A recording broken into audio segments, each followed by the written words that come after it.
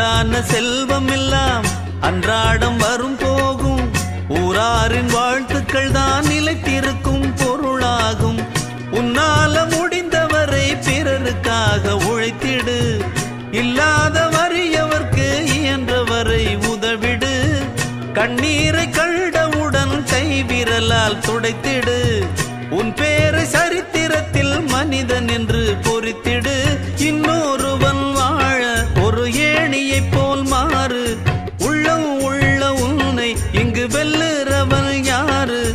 மண்ணில் வாழும் மக்கள் நெஞ்சில் நிற்கும் உந்தன் பேரு. இந்த வீடு